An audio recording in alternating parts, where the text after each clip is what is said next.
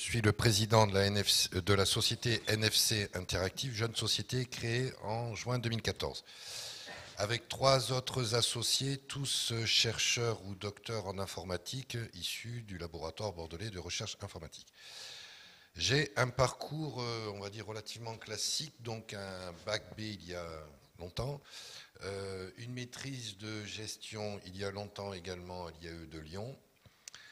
Par la suite, j'ai souhaité suivre mon épouse qui était mutée à Paris, qui est ici d'ailleurs dans la salle.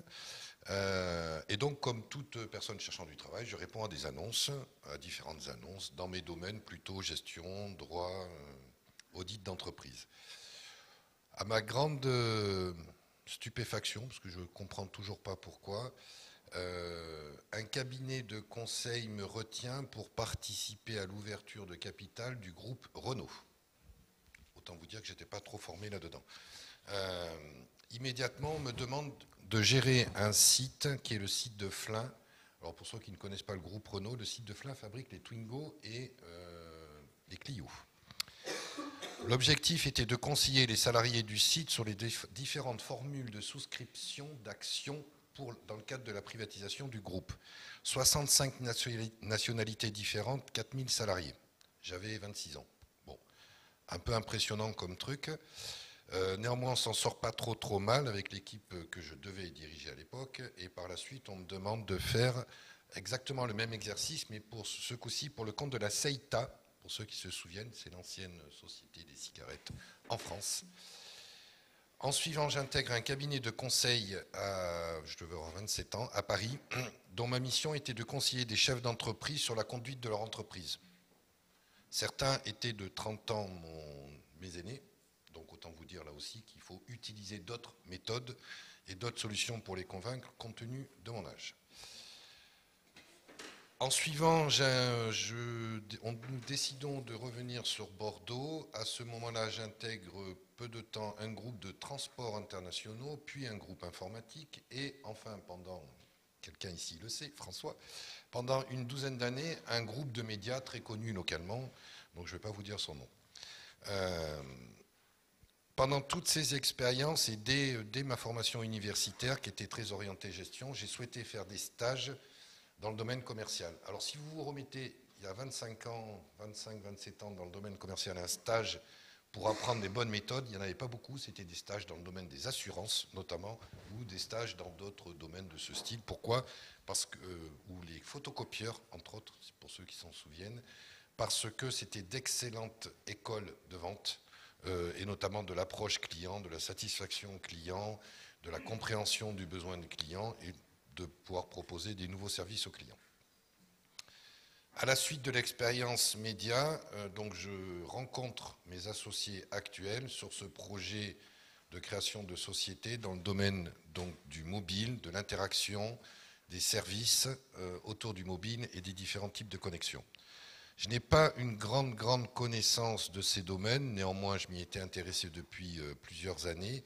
Surtout, ça fait depuis 10 ans que je consacre en moyenne 2 à 3 heures par semaine à la lecture et à la prospective, dans tout domaine. Ça peut être de la biotech, ça peut être du numérique, c'est vraiment dans tout domaine. Pourquoi ? Parce que je considère qu'il faut regarder ce qu'il va se passer, c'est pour ça que j'écoute assez souvent de manière très assidue Antoine, et encore une fois, peu importe le secteur, j'ai suffisamment fait de secteurs d'activité pour savoir que des pratiques de tel secteur peuvent se dupliquer dans d'autres secteurs. Vous avez quelques exemples très concrets. Vous pouvez questionner les fondateurs de Blablacar, par exemple. Vous allez voir qu'ils n'étaient certainement pas trop dans le web, encore moins dans le transport. Et pourtant, ils ont créé cette société qui, a priori, marche un peu. Donc voilà, il y a cette notion d'ouverture qu'on a essayé de poursuivre, qu'on poursuit toujours avec mes associés. Nous, on a une démarche assez particulière pour aborder nos clients. On participe, on essaye de répondre avec eux à leurs problématiques d'innovation dans le domaine de la mobilité. Je vais vous donner un exemple très concret.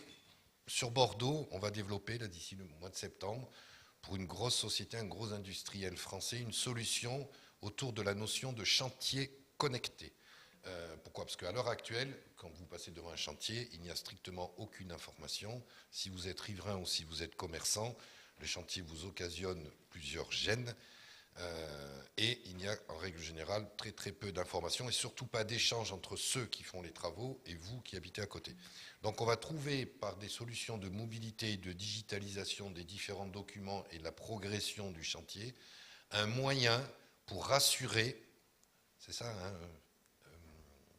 Marcel, pour rassurer les personnes habitant autour ou travaillant autour du chantier avec une problématique qu'on souhaite pousser plus loin. On va travailler avec l'UNADEV sur ce projet-là, l'UNADEV étant l'association regroupant tous les handicaps, notamment malvoyants. Pourquoi? Parce qu'ils ont considéré à juste titre que lorsqu'il y avait un chantier dans une ville, pour les malvoyants, ça les perturbe énormément dans la mesure où ils ont leurs habitudes de trajet et le chantier perturbe cette habitude de trajet. Donc comment faire pour le prévenir alors que le chantier, par définition, s'arrête à 18h ou s'arrête à 19h et que le malvoyant peut circuler à proximité du chantier à 20h ou à 21h.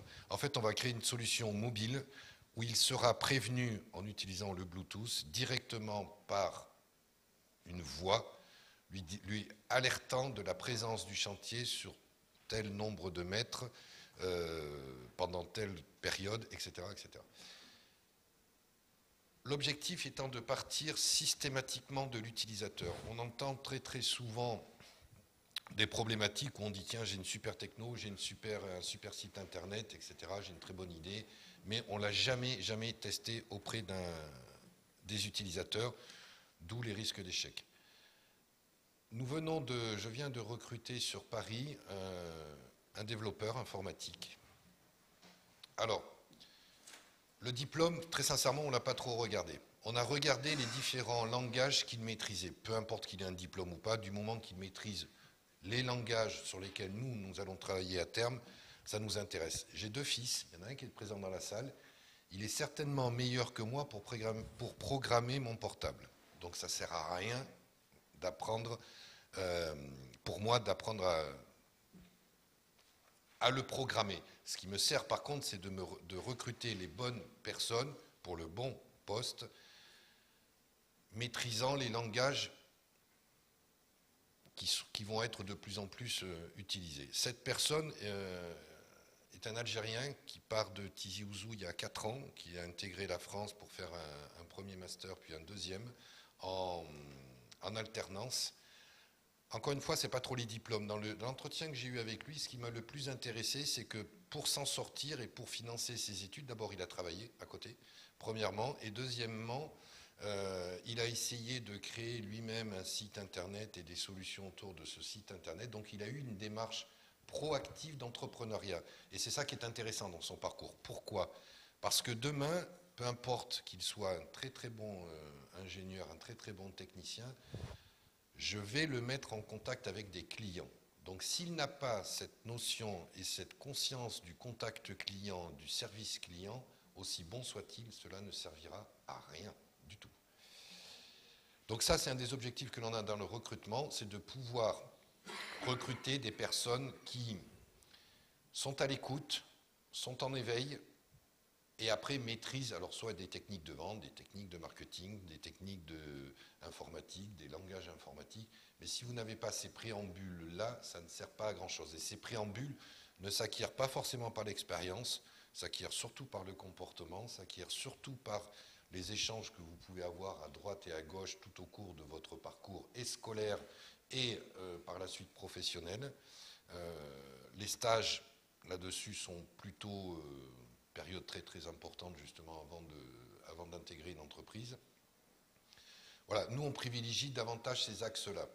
Peut-être que dans 5 ans je vous dirai que c'était une bêtise, je n'en sais strictement rien. Je sais que pour l'instant sur les recrutements que nous avons effectués, ça a plutôt été positif. Et mes associés qui sont pourtant, pour l'un d'entre eux, directeur d'un master en informatique ici au sein du Labri, partagent tout à fait cette façon de voir les choses et cette manière de concevoir. Bien évidemment que si nous avons des jeunes issus de son master à recruter, nous les recruterons aussi.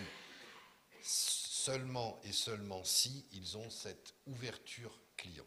Ça, c'était la règle, ça reste la règle numéro 1 pour nous. Voilà, j'ai terminé, donc si vous avez des questions. Oui, merci. Des questions peut-être dans la salle? Oui. Je voulais savoir, parmi les prérequis que vous avez énoncés, monsieur, si l'âge en est un. Pas du tout. D'accord. Pas du tout. Au contraire.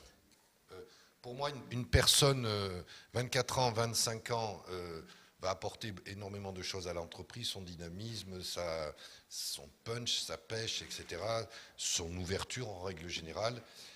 Par contre, elle ne m'apportera pas spécifiquement son recul, parce qu'elle n'en a pas. Elle ne m'apportera pas spécifiquement d'autres compétences issues de son expérience.